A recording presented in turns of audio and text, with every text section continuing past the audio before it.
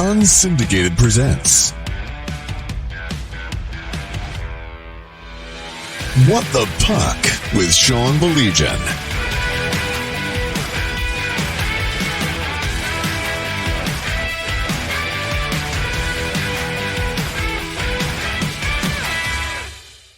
Well, happy Wednesday to you. So glad you can join us along with my partner, Mike Iveson. My name is Sean Baligian. Very, very happy to be joined by a longtime NHLer. He did everything in the National Hockey League, even did broadcasts as well. And he is going to be out here for this outstanding alumni game coming up April 27th at Big Boy Arena. Of course, Rangers taking on the Detroit Red Wings alumni. It is the Alumni Cup. Glad to have him on the show. Let's welcome in Sergio Momesso, kindly joining us here tonight. First of all, Sergio, really appreciate you taking the time. How are you? I'm good, man. You got it, boys. Looking forward to coming to Detroit. Hey, you know what's interesting? You're a Montreal guy, and it's funny. I was looking at some pictures. Shane Corson posted this picture from the 85-86 season. And a bunch of babies, all the rookies from that team. You got Sergio, you got Scrudlin, you got Gel Dahlin and Riche with that porn stash and Waugh and Shaner. It is amazing. That's not supposed to happen in this league. The way that happened for you guys that year. And it made me think the last couple of nights, you watch Montreal, you watch Detroit, two young teams, and everybody's talking about 2-3 years from now. Boy, that 85-86 team, Sergio, that's unbelievable you guys were able to do that. Yeah, I mean, like we all came up at the same time, and there's one guy missing in that, and that wasn't in that picture, was Claude Lemieux. Yeah, And yeah. he ended up being the hero in the playoffs, as you know, as long as scoring overtime goals, and Patrick Roy was just outstanding. You know, we struggled obviously at the beginning of the year for a lot of the time, where we just had so many, like 7 rookies in the lineup, and then finally when, I guess Pat just took over and started to hit his stride, we started to know the league a little bit. The guys, they got used to the different level, the junior guys, and we had great veterans though, man. We had Larry Robinson, Bob Gainey, as captains, assistant captain. What more can you ask? They pretty much taught us how to. Actually, they taught us how to be pros, man. I mean, honest to God, Bob would just tell me, you don't have to be great every game, but you got to be good if you're going to last a long time. And if you look at the names of the guys that you mentioned, everybody played a long time, over 10 years plus, some Hall of Fame careers there as those young players. So, we took their advice. There's no question about it. You don't walk in too cocky. You know that you're good, but when you have all these guys that won all the cups that are there, pushing you to be better. Chris Chelios was another guy that was on our team. He was like the middle of the pack defense, but also a leader and a scrapper. As big as scrappers, we had John Kordick and we had Chris Nyland. So we had a mix. There's no question. We had a mix. Wow, what a great team there in 86. But before we got there, let's go back to 1983. Your name is called as the 27th overall pick in the NHL draft by your hometown Montreal Canadiens. What's that like? Not only to get drafted in the NHL, your dream, but your hometown team. Yeah, the draft was in Montreal, so definitely, there was rumors that I was going to go to Montreal because they had 2 picks in the second round, and that's where they kind of slated me, where I was going to go, and I was playing in Shawinigan, and actually, those 2 picks was Claude Lemieux and myself, 26 together in that draft. So we played against each other in junior. He was in Verdun, and I was in Shawinigan. Both good teams, actually. Pat LaFontaine played in Verdun a couple of years earlier. Obviously, in Detroit, playing at the CompuWare. That was amazing to watch him play against Mario Lemieux and the juniors in those years. And then we got drafted after that. So that was pretty cool. I think, in one way, I thought maybe I'd get picked by the Bruins, last pick in the first round. And then, then when they didn't pick me, being in those days, the Atom division, the small rinks, the Boston Garden, I thought that I'd be a fit for them. And then Montreal, it was funny, Serge Savard, when he drafted us, and 2 years in a row, a lot of guys that were kind of big players. And he said, well, I need to draft wingers, big wingers, to play in this Adams division. And obviously that we had to play, the Bruins 8 times, the Nordiques 8 times. And it was just like war all the time. And so playing in those small rinks, they wanted big forwards. So that was great. My dad was the happiest guy in the world. There's no question. Sergio Momesso kindly joining us again. We cordially invite you to come out. It is a great show for great causes. Big Boy Arena, April 27th. Really looking forward to this. The rosters are outstanding. A big part of that, certainly, former Ranger amongst some other teams, Sergio Momesso. Sergio, as a young boy growing up, loving the Habs, I remember you playing his day. Always felt sorry for you. You're having a fantastic year, off to a great start in 85, 86, and a knee injury. And certainly knee injuries were different back then. I know it had to have been a great ride for you to eventually be a Stanley Cup champion, but I can't imagine how frustrating that was for you to be off to a great start in your hometown and then to suffer a knee injury like that in that what turned out to be magical season. No, absolutely. I was, I made the team, and I was playing a lot. I had like 15 points, 8 goals in 24 games. And then that night in Boston, I went to deliver a hit and kind of collided with someone behind the net. And then my knee went totally the other way. And I knew it was serious. Stayed overnight in Boston, then flew to Montreal the next day, flew back with Serge Savard, went right to the hospital, and, right into surgery. I was out for the rest of the year. It was tough. It was, I never had a major injury in junior or anything like that. And this, you finally make the big team, and not only make the team, I'm playing and playing a regular shift and stuff like that. So it was hard. I mean, and it was a time, like you said, those injuries were unknown. Posterior cruciate ligaments totally torn apart, and they put in like an artificial ligament to tie them together. And it was kind of like the first time that they were doing it on an athlete, in hockey anyway. And so that was the unknown, where I just worked my bag off in the gym. And I said, no, I cannot not, come back and play. But I did find it difficult when I got back for the first year and a half. It didn't feel quite right. I had to wear a big brace, and I wasn't used to that. I really didn't like it, to be honest, to wear that brace. But, you know, like I said, it took a while to get going after that, but then, ended up playing 13 years. So, you just put your head down and you say, no, man, I'm not giving up. I want to play in the NHL. But at the time it was tough to take. Yeah, when I was doing homework for this interview, Sergio, Yeah. I read something that you said you finally started to feel comfortable with that knee when you were in St. Louis. And what a time to feel comfortable when you get put on that line with Oates and Hall. Now, what's that conversation like when the coach pulls you inside and says, "Hey, Sergio, I got a line for you. You're going to go out there with Oatesy and Halsey." What was that like?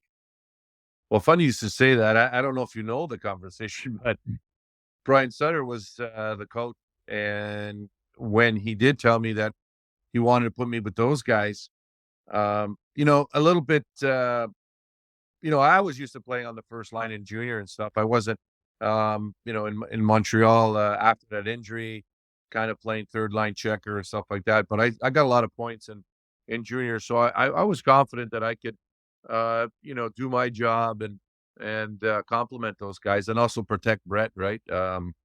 Whenever they were trying to go after him because he would score so much. But not easy in Detroit in those days with Kosher and but that's another story I can tell you. But in general, he says, yeah, we're gonna play. Those guys, you got to still play your game. You got to get in there and get in front of the net and forecheck and make it difficult for the D, and then just get in front of the net. You'll get rebounds, and with those guys passing the puck around in the shots. And And then I'm like, yeah, I understand that. That's not going to change my game. And then he goes, well, they're not that great defensively, so you got to be the first guy back in your own end to help them in their end. And I'm like, well, wait a second. You want me to get in there first? You want me to be the first forechecker? And you want me to be the first back checker? And I'm like, it doesn't make sense. Like, I actually told him, I said, it doesn't make sense. I can't do that. Yeah, I can't do both, and then I said, I don't know if I want to be on this line, because then I'm the one that's going to get all the heat when things go bad. And, when you play on offensive line like that, a lot of expectations, get a lot of points, but, we struggle in our end at times, because Hully wasn't in our end with us. But you got him the puck, he'd score. No, And Ser- and I got Sergio, so that was good. oh, that's great. Sergio Momesso kindly joining us. Sergio, you bring up something. We had your former teammate on. I'm sure you know him well. He's still very active in Montreal, Chris Nyland. And I think sometimes people hear this stuff and they're like, what are you talking about? There's no way. Knuckles became great friends with Bob Probert, and he was talking about the friendship that he had with the late Bob Probert. Yeah. And I said to Knuckles, I'm going to say the same thing to you because you touched on it. I miss the divisional playoffs. I'm sorry. And my kids call me an old man all the time, and I'm fine with that.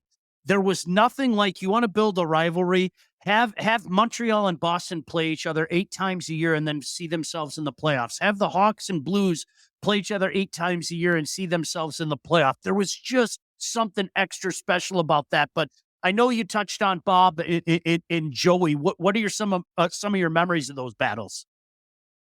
Well, playing at Joe Louis Arena was awesome, and mostly, like, when I'm in Montreal, it was Boston and it was in Quebec. That's the wars that we had there. But when I got traded to St. Louis, then it was obviously Chicago, the old Chicago Stadium, and then Joe Louis. Obviously Bob Probert on the ice with Steve Yzerman, and I think it was Jared Gallant played there as well, right? Mm-hmm. And I remember him when he was playing on left wing with Pat LaFontaine.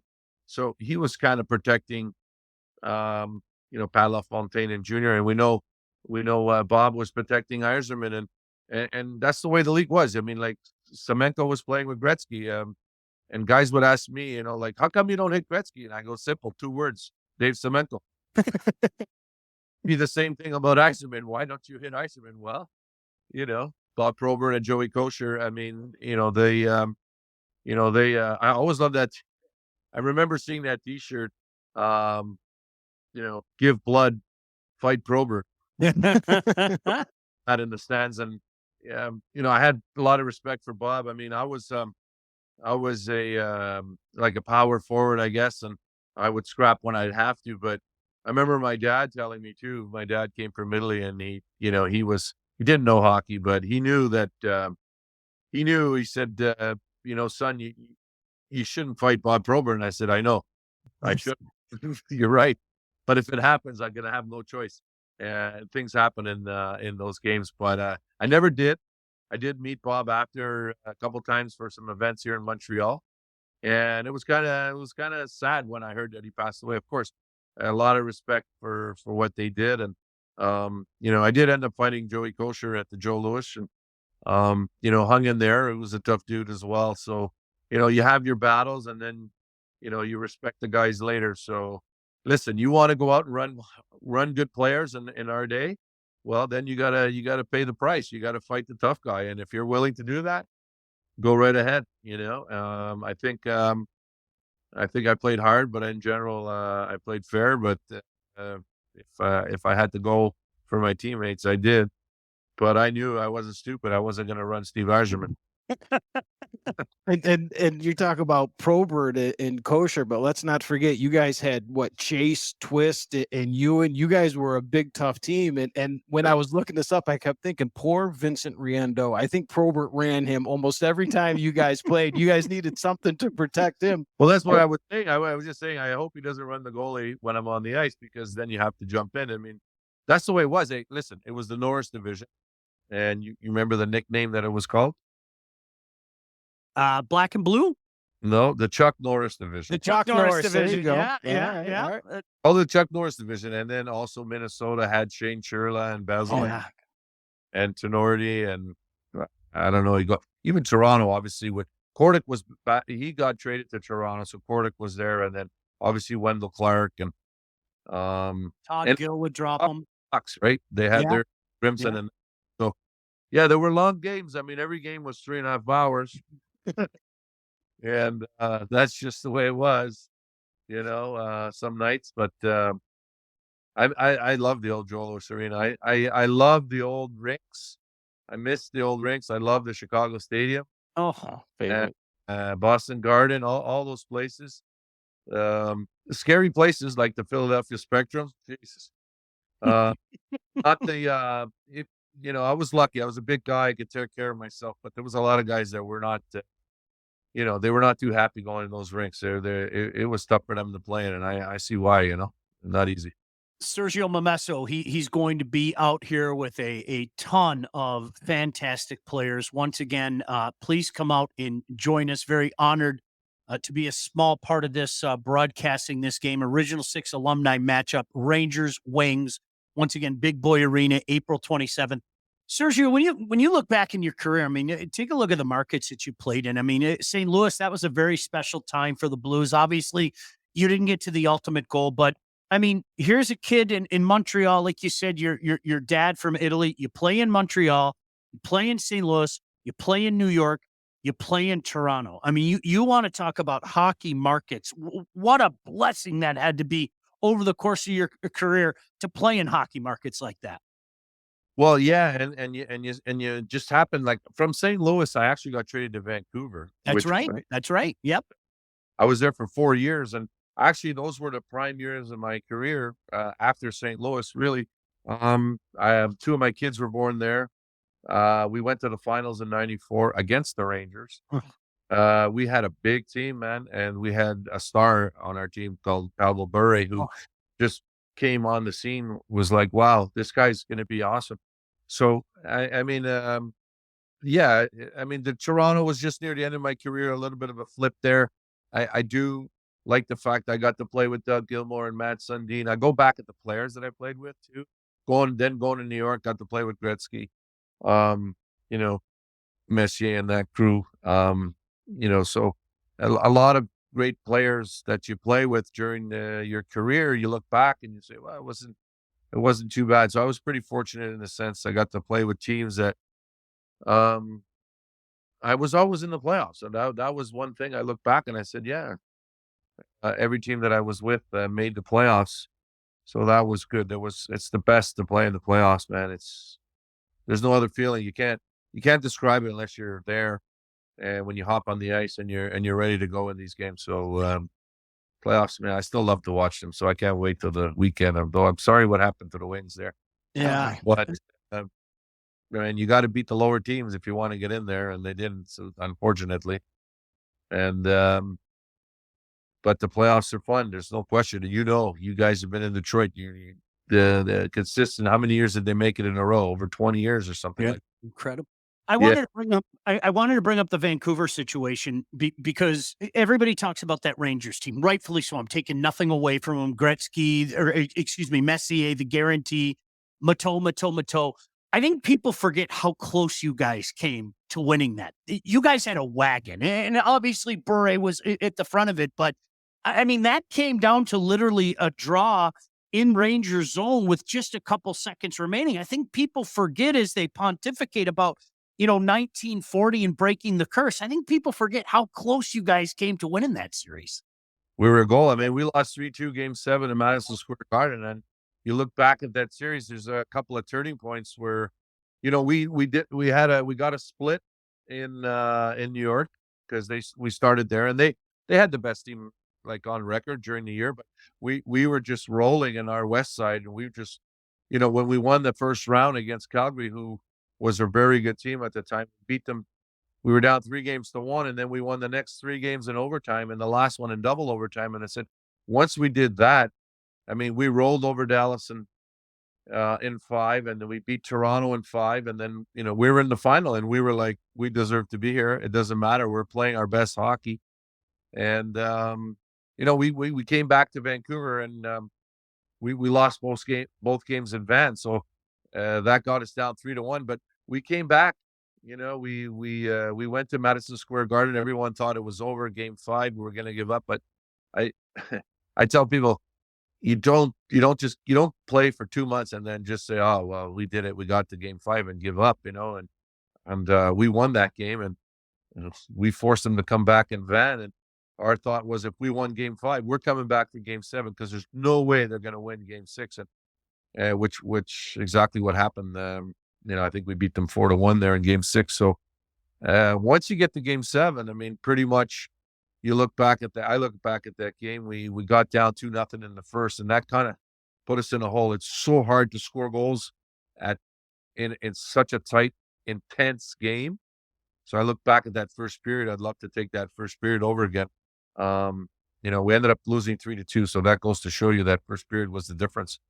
But it was incredible. We got back to Vancouver, that morning, 4 a.m, whatever, after that long flight. And there was people at the airport, and we had kind of like a mini parade or something. We went to the football stadium, and they had over 50,000 at the stadium to greet us there. A couple of days later, just the fact that Vancouver weren't used to going that far, I think, in the playoffs. So they were just, they still love that team in '94. I go back to Vancouver. You mentioned I was doing the broadcast, and every year I went there, they talk about the '94 team, and I'm still good friends with Kurt McLean and a lot of the guys that played on that team. When I go back to Van, or I see them when they're in other cities. Some guys live in Phoenix, and some guy lives in Calgary. So it's nice to see the old boys when you travel. Yeah, a guy we've mentioned a couple times here, Pavel Bure. He's one that I have a son. He's 17, and I try to show him some of the guys that we idolized growing up, be it Gretzky, Lemieux, and Pavel Bure is one of them. And you had a chance to be right there on the ice with him. I think he's one of the more underrated stars the NHL had. How good was he from your vantage point? Well, I think if he played in today's game, I mean, there was, without the hooking and holding, who knows, he was so fast. And listen, if you talk to someone today and you try to figure out how, well, he could skate and stick handle at the same speed, kind of like Connor McDavid does, and Nathan McKinnon do, right? They go full speed and stick handle at the same time. And he wasn't a center, but he can do the same thing. Straight line. They call him the Rocket for the reason, the Russian Rocket, because once he took a couple of strides, you couldn't catch him. They had to haul him down. There was no question. And he scored 60 goals a couple times there. And the goals he scored were highlight reel goals a lot of time, right? So he'd always go backhand, forehand, and then, just he'd be so quick that the goaltender couldn't catch up. So he was exciting to watch. And he was one guy that fans would come to say, we're coming to watch this guy. 'Cause exciting. And he definitely was. And I credit him, because he went to the net to score goals. I mean, he wasn't one on the perimeter. He'd go in there and drive the net to score. People don't realize that scoring's, you got to have a natural touch, but you got to get in the dirty areas to score. And you paid the price in those days if you went in those areas. So I got to give it to him. He definitely did that as well. We have one more thing for Sergio. Can't thank you enough for your time. Really looking forward to seeing him and everybody else out at the Big Boy Arena. And once again, alumni matchup at Big Boy Arena in Fraser. Rangers, Wings. It's for a great cause. It's great hockey. But I was talking to you about this before we went on, and I'm going to mention it for everybody else. So I go to Montreal for a game against the Flames. Nothing like being in the Montreal Forum on a Saturday night. Yeah. And I'm staying at the now defunct Hotel Maritime. And the guy there says, okay, you guys, you want the best sub in the world? You got to go down to NDG. And Sergio, no disrespect, I'm going, what's NDG? What's NDG? He goes, go down to NDG and go to Momesso's and get yourself an Italian sub.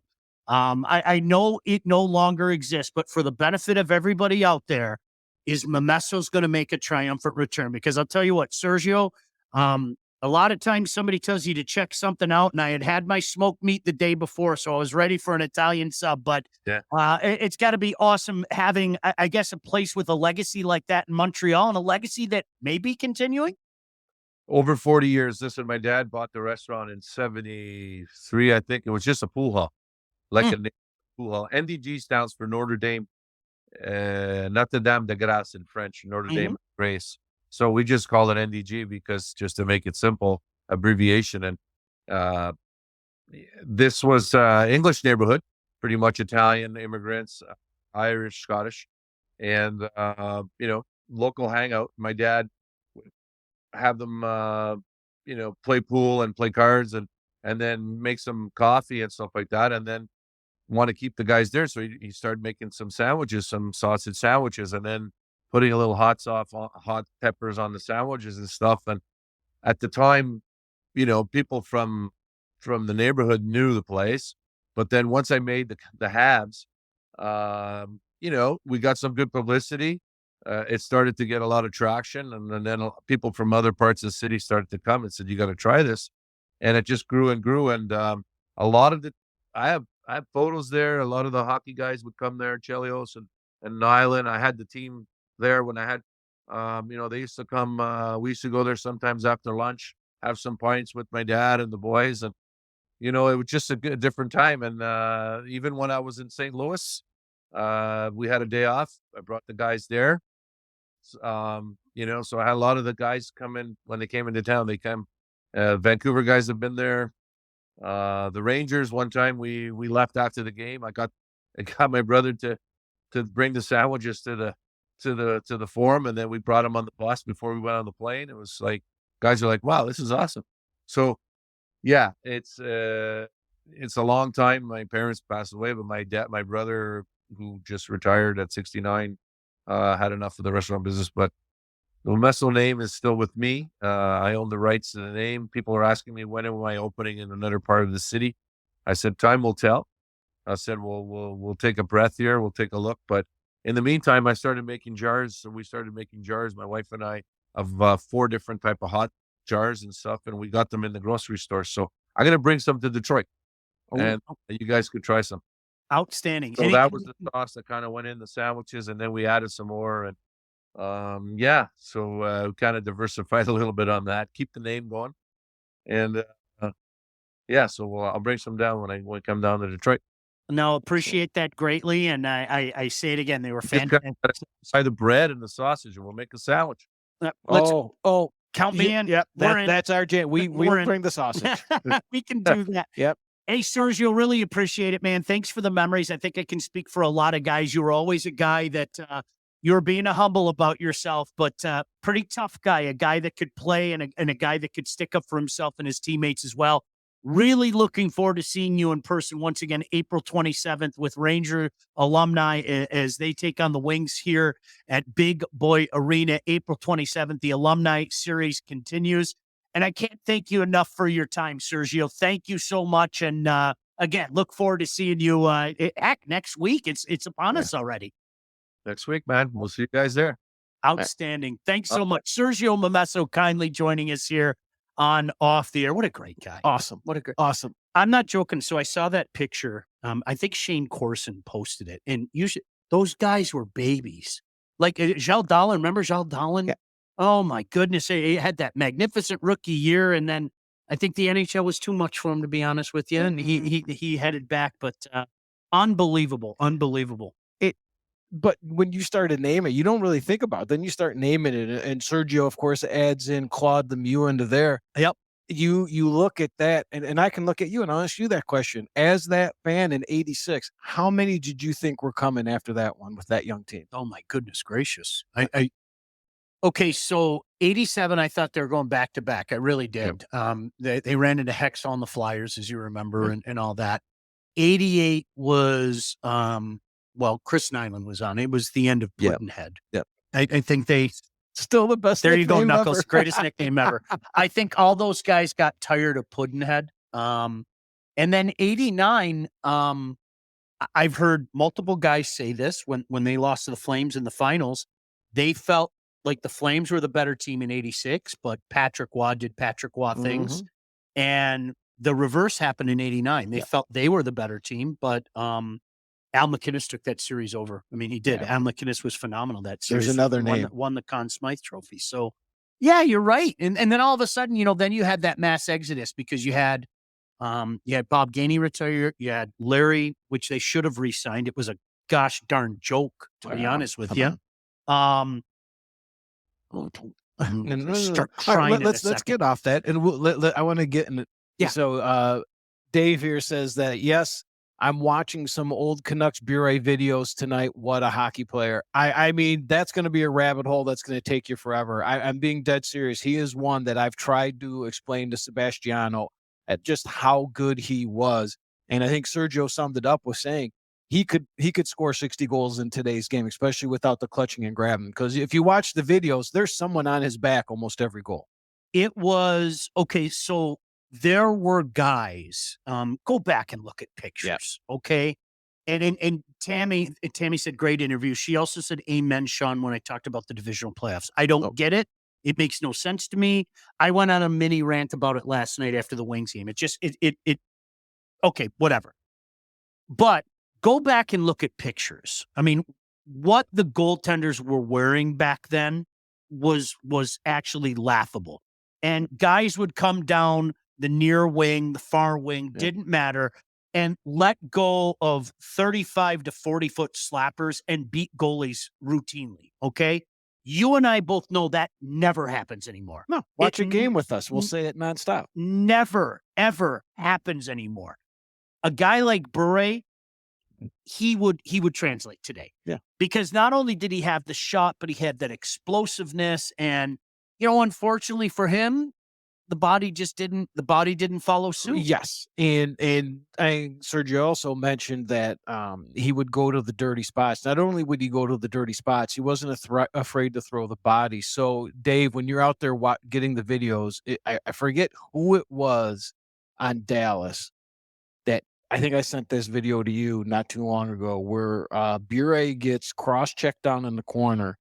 And the play then transitions down into their corner, and he comes and he loops around and he knocks that guy out cold. I mean, dirt nap and everything, just not even moving. So he wasn't afraid to redeem himself too. Look what Sergio just sent me. So I don't know if this is going to translate. No, it's not going to translate at all. There we go. How about some Momessos? There you go. Look for it. Some Jardiniere. Yes. There you go. You like that? Oh, see that? Love that. No, true. I'm not joking. So, and I don't think you and I, when we went in 92, we got a chance to get the smoked meat. Everybody talks about the smoked meat for a reason. If you go to Montreal, there's a reason. We call them Reubens. They're giant, like smoked meat sandwiches. Mike and I ended up at Le Cajo Sport, and one day we'll do a show, we'll do What the Puck after hours, and we'll tell you all the shenanigans that happened at Le Cajo Sport. But that is for another day. This is a PG audience. But true story, I was at the hotel, and after we got the smoked meat, the guy said, if you want, he said, how you say submarine sandwich. He said, go down to Notre Dame de Grace, NDG, and go to Momessos, and they were outstanding. And so I'm glad to see he's keeping his family tradition alive as well. Tammy said a lot of things don't make sense right now. I am growing tired of Bettman hockey. I cannot understand for the life of me why we don't have divisional playoffs. I'm sorry. It makes no sense. My kids make fun of me and say, quit being old, Dad. But you want a rivalry? Okay, let me use the last two games as an example. Yeah. And this is what I said last night. You can yell at me in a second because I want to get your thoughts on what happened with the Wings. Can you imagine Montreal, Detroit finishing a season like this, like the last two nights, and then meeting each other in the second round of the playoffs to get to the Eastern Conference Finals? Yeah. Do you know how fantastic that would be? And I brought this up. I had a conversation. I'm sorry to name drop. I had a conversation with Chris Osgood about this very thing. Here you have two of the most iconic franchises in the history of the National Hockey League. And these two teams have not played in the playoffs since 1978. Think about that. It's a crime. That hits hard. It's a crime. It's a gosh damn crime. I'm sorry. It is. By the way, 2 years from now, I said it last night. Remember the date, April 16th. Do not be shocked if on April 16th, 2026, you don't see Detroit and Montreal 1-2 in the division. I mean that in all sincerity. Yes. I mean that in all sincerity. And with how quickly Buffalo is moving on from their leadership, we've spoken about Buffalo. I am going to expect Ottawa's going to do the same thing.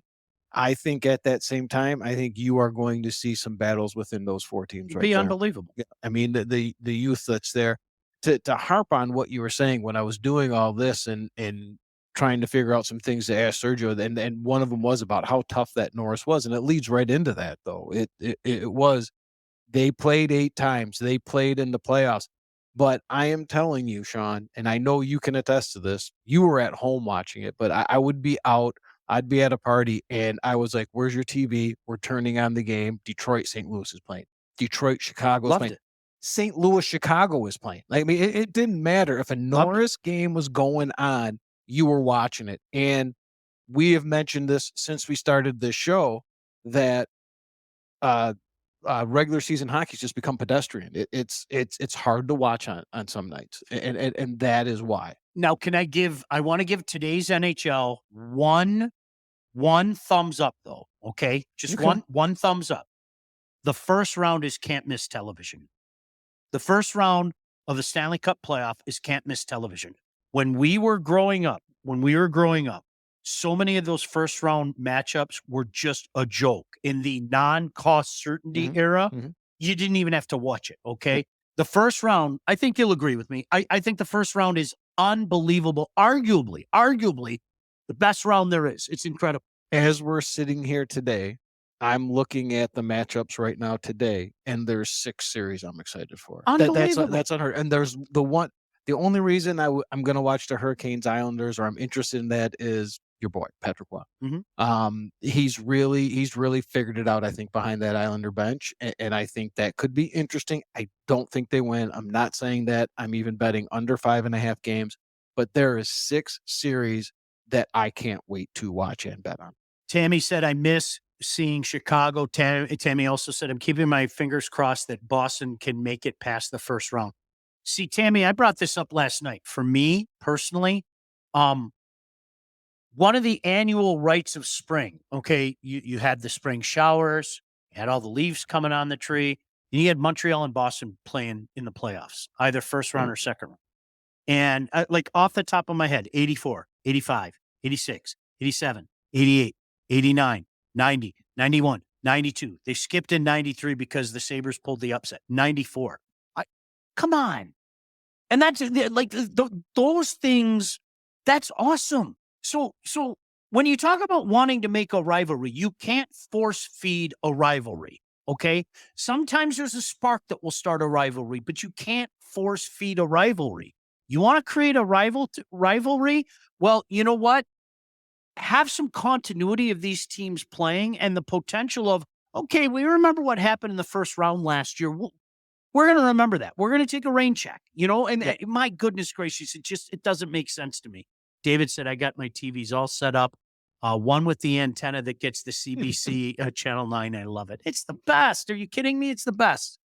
Tammy saying the last chance for Boston. I'm not betting on that. I'm not banking on that one. I think their last chance was last year, with that 28-1 ticket that I lost. But that's another story. But can I tell you about our friends at Batch Brewing? Yes. Because we are going to be out at Batch Brewing.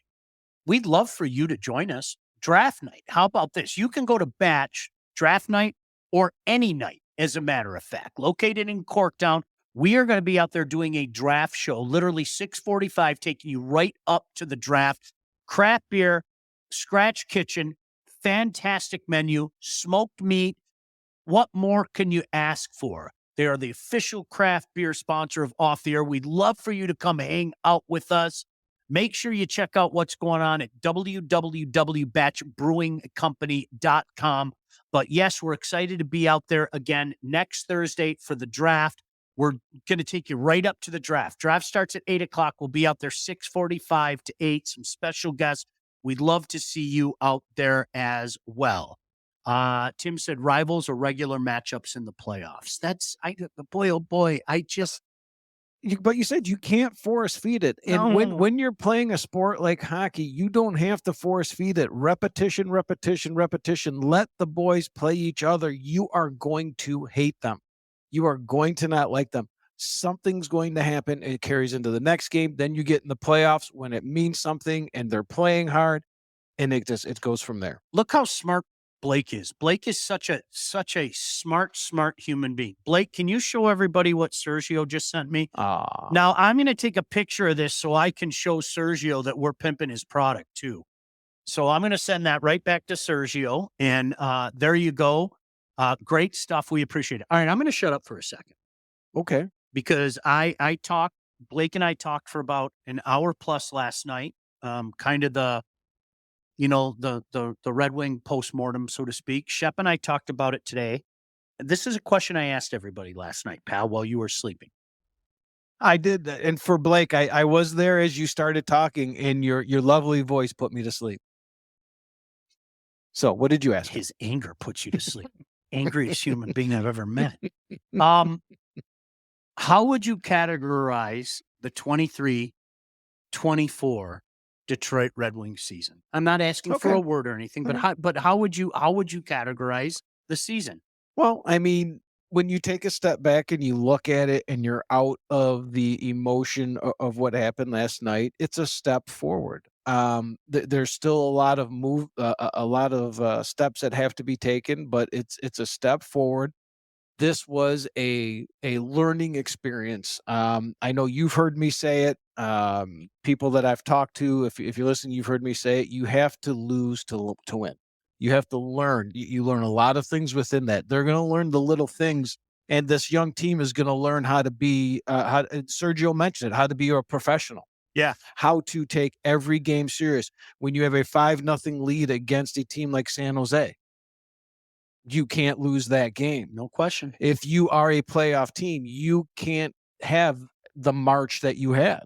You can't have that. Those are things they have to learn. So in the moment, you're mad, you're angry. I'm sure you're throwing things at your TV. But when you take a step back, if I could have taken you back to the first game of the season and said, I'm going to have a situation to where Philly's got to beat Washington, and all you have to do is beat Montreal, and you're in the playoffs, will you take it? And I think every Wings fan would have taken it. Blake was with me the first night of the season, and quite frankly, they finished exactly where I thought they would finish. I mean, exactly where. I thought they would just on the outside looking in. I want to throw something at you, Blake. Blake, you know I was laughing. He goes, I'm the nice one. You hate Dylan Larkin, not me. I'm so tired of that. It's just so tired. Even Shep today was saying the same thing. It's Dylan Larkin. I like Dylan Larkin. He is a good hockey player. But I want Dylan Larkin on my team. People want me to call Dylan Larkin something that he isn't. You don't like him unless he's a 1C, and you admit it. That's the problem. I honestly, I have a problem. I think this town, I'm sure it happens in other towns. This town likes to call people things that they aren't. Does that make sense? It makes sense because me and you have had this conversation 52 million times. Yeah. We know that, and we know exactly what we're talking about. Blake, Sean hating Larkin is the best bit we've had since the show started. See, this is how jokes start. And unfortunately, the jokes lead to people actually believing it. That's the funniest thing. So years ago, I said on the air, you might remember this, my old producer, Marty, we were having a discussion about Zetterberg and Datsuk. Mm-hmm. And she was like, why do you hate Datsuk so much? And I go, Marty, I never said Pavel Datsuk's not good. So you know what she did? She edited it, and she made that a drop. Pavel Datsuk's not good. Well, I believe, knowing the genius of Blake, he is now going to be making one that says Dylan Larkin is no good. You should. Here, I'll even, Dylan Larkin's no good. There. Don't ever say I didn't do anything for you. But literally, she made that a drop. And like years later, people were going, dude, I like really respect your, like, I can't believe you ever said Dylan or Pavel Datsuk's no good. But we were having the conversation just the other day about when it was time to let him go. Right? Did we not have that conversation? 1,000%. I did it. I mean, yeah, we had me and you all have to agree with me now. You all wanted to crucify me back then. but knowing what you know now, they should have never re-signed Pavel Datsyuk. I'm sorry, they shouldn't. Tim said, if I went on a 1 to 10 scale, 1 being hopeless failure to belong great success, I would give it a 6. Can't ignore the 11-point improvement, but lost 2 points with the choke job in the last 4 weeks. Yeah, I get it. That's fair. But young teams choke. That's what they do. And chokes is a tough word. If that's what you want to say, that's what it is. It's learning. You have to grow. You can't take a step back. Right. I mean, you can't. And we had a conversation before we came on the air that I'm waiting for one very big tell to what's going to happen and what's been going on. And we can get there now, we can get there later or whatever it is, because as I said in that tweet the other day, we're making statements on a lot of things we think we know, but we don't know. So I'm on the outside I think looking I know. in. Yep, I openly 100%. I'm not gonna. Tammy, you brought up the series I'm looking forward to. I texted this idiot last night and said the exact same thing. Tampa, Florida. Cannot wait. Cannot wait. Cannot wait. I'm really looking forward to that one. All right. The only disconcerting thing to me, he and I were at the game Monday night, and then last night we were texting each other during the game. I know I brought this up, but I need to bring it up to you just to get your take. The only disconcerting thing to me the last couple days, okay, is I had a very tough time differentiating between the team that was playing out the string, waiting to see if they picked 5th overall or 6th overall. Well, of course, depending on the lottery balls, and the team fighting for their existence. That was a little disconcerting to me. I'm not going to lie. Okay. So do things come a little bit more clear to you with the news that came out of Montreal today and the news we're waiting for in Detroit to why that is? 100%. Okay. We have a coach that just got extended and had a press conference, and though they were ecstatic about signing him. And we're waiting to hear where we're going with our leadership. No news is good news for these people, right? So we're thinking we're moving on. But you are absolutely correct. You had a team playing out the string. They're not tanking, but their draft stock is sitting right there. But we had this conversation that I said my worry with playing Montreal is that they're young, they are on fire, they're playing for something, they're playing for themselves. I mean, that is the sign of what they have in that locker room. Yeah, Tim said, what news? The news out of Montreal is they're extending Marty St. Louis for another 2 years. Yes. So he's going to be there for at least 3 years more. He was going into his last year of his contract, and they exercised the option to extend him 2 more years beyond that. Some more thoughts on the Red Wings in just a second, but let me tell you about our friends at Wealth Advantage Group. Really appreciate everything that they've done for us and being a part of this. And I said this earlier today, I'm going to repeat it. If you are watching this show and you are enjoying this show, thank you very much. I can't tell you how much fun we have doing it, but a reason why we can do this show is because of partners like our friends at Wealth Advantage Group. So if you could do me a favor, and in the process, you would do yourself a favor, give my pals at the Wealth Advantage Group a call. And if you're ready to take charge of your financial future, those are the guys that you need to call. The handsome brothers right there, Jeff and Mike Husak, located in historic downtown Northville. They understand that your financial goals are as unique as you are. That's why they offer personalized expert guidance to help you navigate the complexities of financial planning. Now, whether you're saving for retirement, getting ready to sell your company, you're already in retirement, doesn't matter. They can help guide you through every step of your financial journey. They work with clients throughout all stages of life and have clients in over 20 different states. The investment world, it is a complex one. If you're ready to take your finances more seriously, do me a favor, and in turn, do yourself a favor and check in with a couple of experts. Right there, the fellas at Wealth Advantage Group, 248-773-8574. Or you can view their website at www.thewealthadv.com. Can't thank them enough for being a part of this, being our partners, being our friends. And you know how you can thank us? Contact them. Give them a call. Please, please do that. Mike said, Caldwell, the manager, Sean, he's going to continue to hate Dylan Larkin. It's so stupid. I like Dylan Larkin. Stop it. I don't know how it starts. It's so stupid. I understand that, but what's your problem with Dan Campbell? Do I also have a problem with Dan Campbell? According to Blake. Do I really, Blake? I have a problem with Dan Campbell? Oh, Sean also hates Dan Campbell. I guess I do. I didn't know that. Now, if you gave me the business on Jared Goff, I have to own that. I was 100% anti-Jared Goff.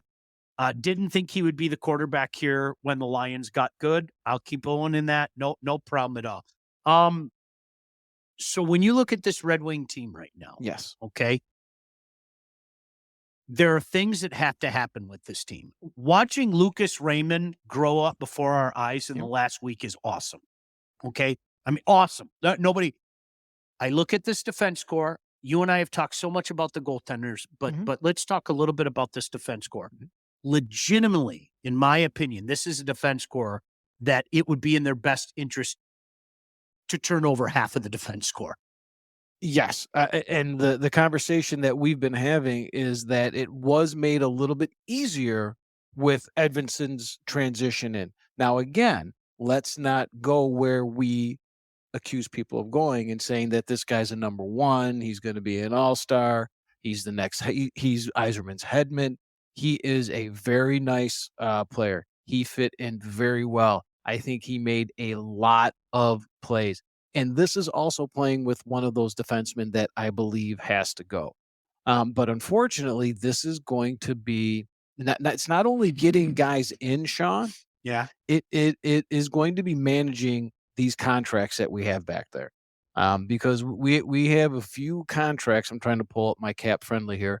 It's about $27 million. Yeah, on the D side of it, that's just not okay. It's just not good. But again, I like we've got Mo, you've got Edvinsson. I think those guys are going to be fine.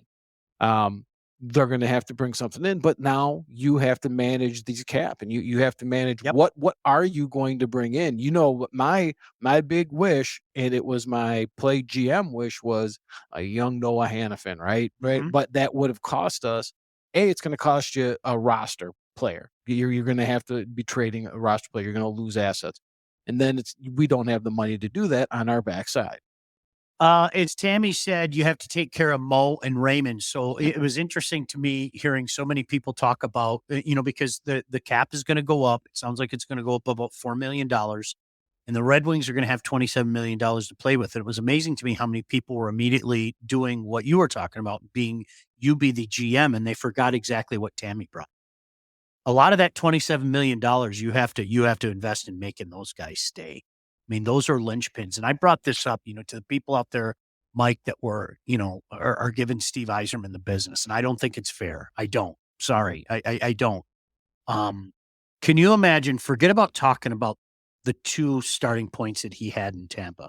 Can you imagine if he came here 5 years ago and he already had a young Mo Seider and a young Lucas Raymond? Could you imagine where this franchise might be right now? Well, how much easier does that make it to draft and bring guys in? 1,000%. And then for those guys to come into a team like that. Now, the thing is that we're impatient, and everything Steve Yzerman touches the gold. So he should have been winning cups 3 years ago, as a Wings fan would think. Now he is okay.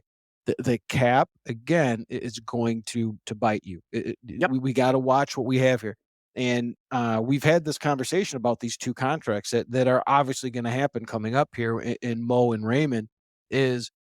Are they both going to be long-term, or is he going to bridge one? Yep. And who's going to get the bridge? Who's going to get the long-term? Who? It's going to be very interesting here. But these are good problems to have, I guess, right? I mean, it's better than like, oh my God, we got to re-sign this guy, and it's going to be another bad contract. We got some assets here that we're really going to like.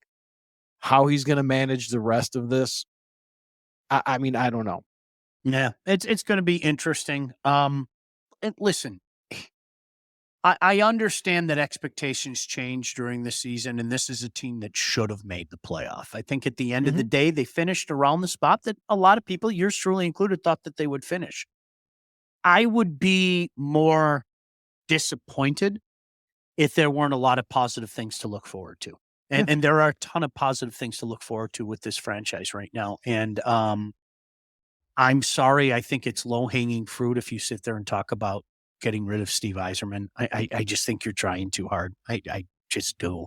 And I heard a lot of that today. It's that sports talk radio stuff that, what do they call that? A hot take? yeah, I didn't like it when I was doing it, and I certainly can't stand it now. I can't stand it at all. So did Matthews get 70 yet? Matthews don't have 70. They're in between the second and the third period. Cooch did get it. Cooch got his 100th. He also scored 2 more points for what is going to be your MVP. Right? I think so. I hope so. He's still not the betting favorite, but that's all right by me. He's my betting favorite. But the concerning thing with Matthews is he's up there in minutes, but as I said, I was very excited. He had 7 shots in the first period, none in the second. But this is playing right into my hand, Blake, if you're listening there. Because what did I say the big bet was? Here we go. Auston Matthews to score the last goal of the game.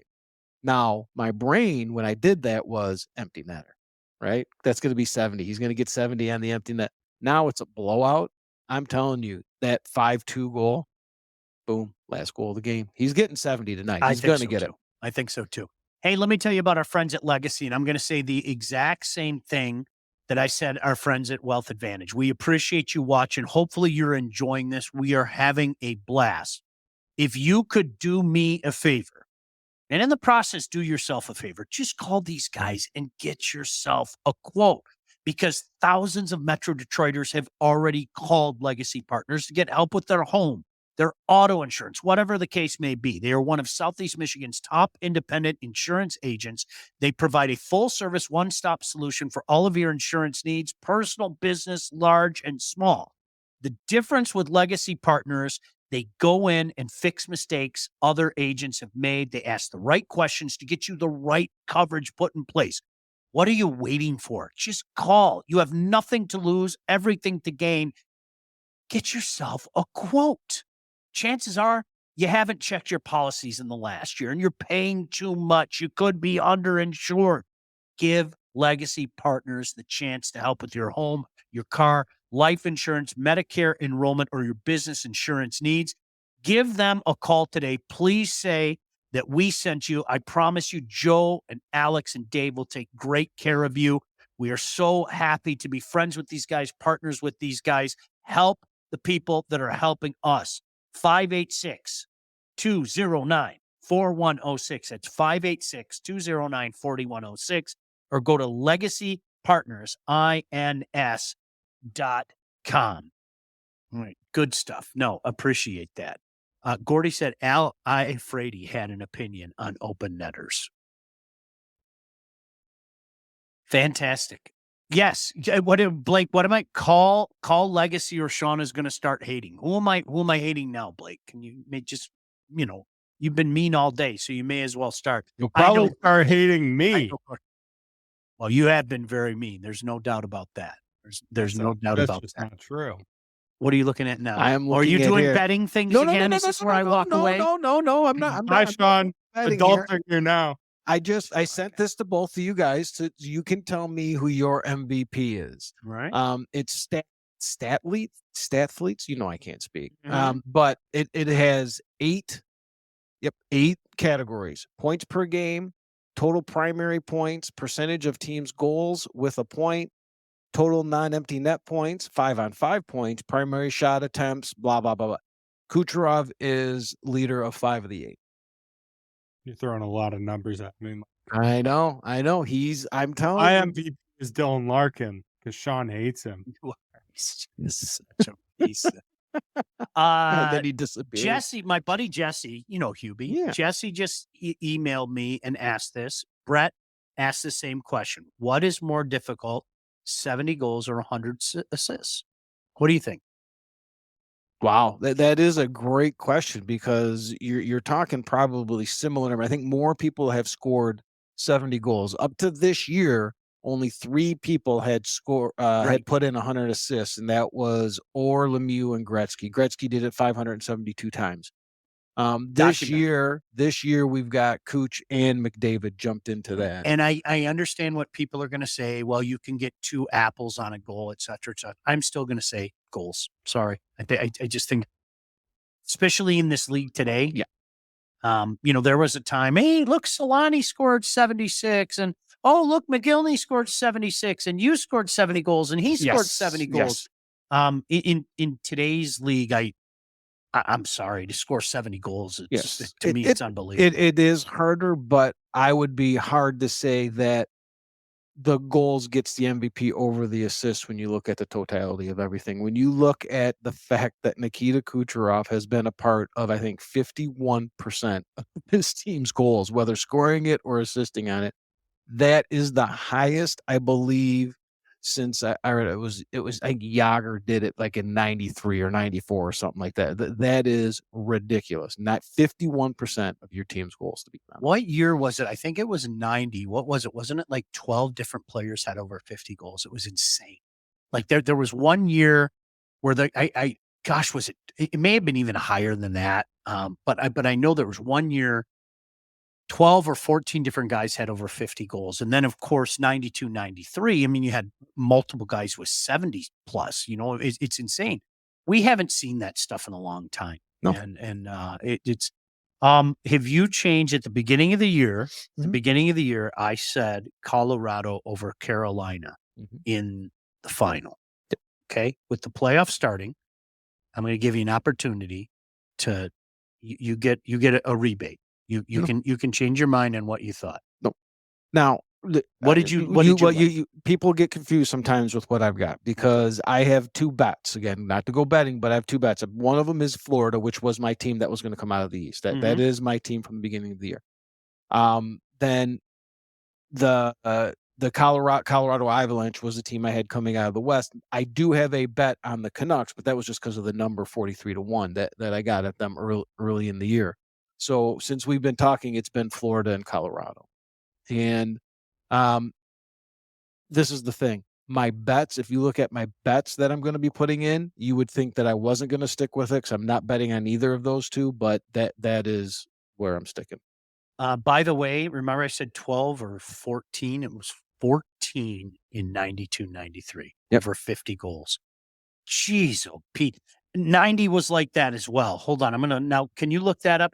How many guys did it in 1990? Because I remember Gary Lehman scored over 50 goals that year. Todd said expansion goalies. Not in 90, but 92, 93. I mean, San Jose was still just awful. That was their second year in the league. And the pads were starting to get a little bigger back then too. JSG Garrett. Yeah, they were starting to get a little bigger that particular year. But yeah, it is amazing. I mean, when you look at some of those numbers and here it is. Wait a second. Somebody brought this up. I gotta look at. Can you name every goal scorer in the NHL in the 89-90 season? Gosh damn it. Somebody find that out for me. In 89-90, how many different goal scorers? Because I remember that year, and then like I said, 92-93 was insane. It was just now granted as well. Remember they kicked up the schedule. It was 83-80. They went to 84 games. They went to 84 what did games. Blake just send us? I know that's what. Of course, my phone doesn't work. In 89-90, how many guys did it? Okay, 1, 2, 3, 4, 5, 6, 7, 8. There were 8 guys. Gary Lehman. Look at that one right there at the bottom. I told you, what? Gary Lehman. I told you. Richer had 51, Lehman, Robitaille, LaFontaine, Bellows, Neely, Yzerman, Hall. Isn't that crazy? Just insane. Brett said, does it scare you on your bet with Florida playing Tampa in the first round? I'd be terrified, Mike. I would be terrified. I looked at that. I'm going with that one is it's going to go over 5.5 games. I mean, the odds aren't the greatest, but I'm about winning bets and money. It doesn't matter what the odds are here with me. But I will still like Florida to move forward just because Tampa's getting a little bit long in the tooth. And once these playoff starts, Florida plays that prototypical playoff hockey game, and I think they're going to be fine. And it's good. I mean, And I think Bob's obviously going to have to outplay Vasi. That's why if I had a redo, I'd pick Florida, even though they've kind of stumbled down the stretch. If I had a redo, I'd take Florida over Carolina. But I know I told you this weeks ago. You can vouch for this. I texted you and I said there's something wrong with Colorado. And I still feel that way. And there's something wrong with Colorado. I and don't know what it is. Goaltending. But I mean, even beyond the goaltending, there's something. I've watched them play multiple times.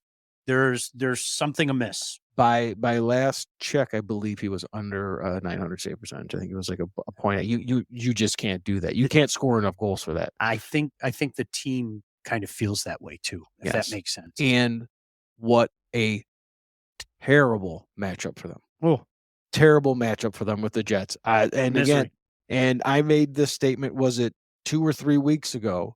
I asked the question to you. Can all 4 underdogs in the West win their series? Yes. And then I said, I am betting all 4. And right now, that is going to be Vegas over Dallas, which you're going to hate because I know you like how Dallas is playing right now. Do. The Jets over the Avalanche, the Predators over the Canucks. I love my 43-1 ticket, but the Canucks are the Canucks. That's just if you did not have them there at the beginning of the season. And then the Kings over the Oilers, because that was a team I said, I don't want to play the Kings. I can vouch for that. He really, really did. Yeah. Look at us. We're such losers. Can you believe we talked? Here's the worst part. Can I tell you, you guys are all watching and we appreciate, we have 324 watching right now. Thank you. Appreciate it. We could sit here for the next 3 hours. Do you understand that? Blake's yelling at me. You got to do this. You got to do that. I could begin so many sentences with Blake's yelling. All right. But this is another one of those, he's going, you got to do this for you. Don't tell me we couldn't sit here and do this, right? Maybe we'll just do, I'll leave. All maybe caps, we'll do it. all caps. So he's yelling at us. Maybe we'll do it. No, listen, maybe we'll do it when we have these guys over Monday night for the playoffs. Yeah, I think we should. I mean, you know me, and we're going to be here. We're going to be talking anyways. That be it Saturday, be it Monday, whenever. I mean, I know I'm going to be here Monday because we are going to be. We have a corned beef and brisket. Oh, that corned beef is so good. Thank you, Wiggle. And here's the best part about it. I'm having a few of the boys over. Todd, Blake, thank for all the hard work. Because Blake hates my food, that means more food for us. Yes.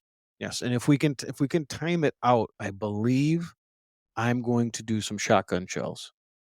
Blake said you're going to live stream while watching the games next week. You dope. Okay, that sounds good. Exactly, 100%. All right, Tammy, I could talk hockey all night. Well, come talk hockey with us. I'm just going to keep our phones in front of us, and we're just watching hockey and eating some barbecue.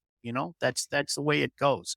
Hey, listen, let me tell you again about one of our partners. We can't do this without great people like this fine human being.